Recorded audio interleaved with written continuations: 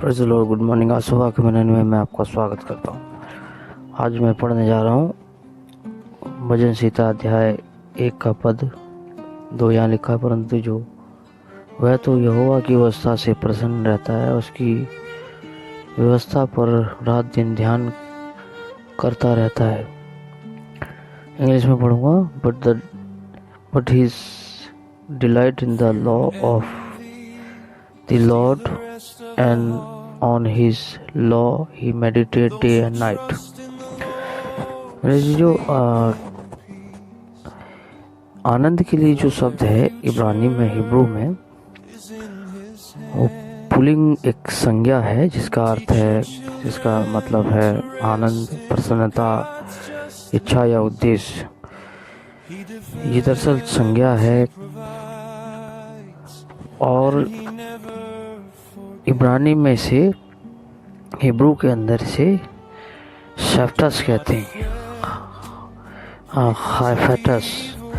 ये इब्रानी शब्द है जिसका मूल अर्थ मैंने कहा कि आनंद, प्रसन्न, परमेश्वर में आनंदित होना, प्रसन्न होना।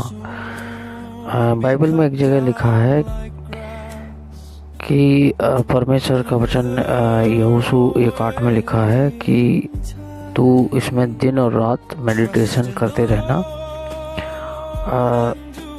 मतलब हम परमेश्वर को जो प्राथमिकता हमारे जीवन में मिलनी चाहिए वो देते हैं परमेश्वर को, तब हमारे सब काम जो है, बाइबल में लिखा है कि सब काम सफल होते हैं। हम सफलता को देखते हैं, हमारे जीवन में सफलताएं आती हैं, हमारे जीवन में आनंद आता है। यीशु मसीह ने एक बार कहा कि जिसको स्वर्गराज चाहिए, उसको यीशु मसीह ने कहा कि वो अपना सब कुछ बेच देता है। वहाँ पर दरअसल जिक्र जो है वो है मोती का, कि किसी को एक मोती मिला तो उसने उसे खरीदने के लिए अपना सब कुछ बेच दिया। वहाँ सब कुछ बेच दिया, यानी उसकी इच्छा, उसका उद्देश्य था कि मैं उस मूल्यवान वस्तु को खरीदना है। मेरे जी जो परमेश्वर से अधिक इस संसार में कुछ भी मूल्यवान नहीं है, और परमेश्वर हमें मिलेगा परमेश्वर के वचनों में। परमेश्वर के वचन पर हम मनन करने से, उसकी व्यवस्था से हमें प्रसन्नता होती है। और दिन रात, बाइबल में लिखा है, जो दिन रात ध्यान करता है उसे वचन पर।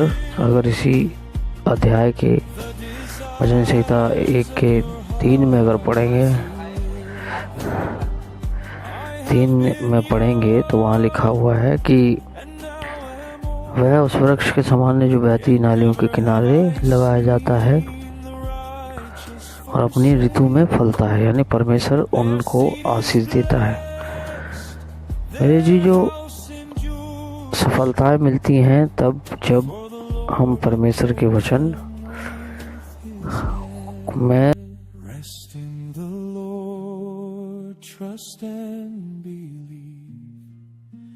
His promises your soul will receive. He guards your home, your children's peace, forever in His love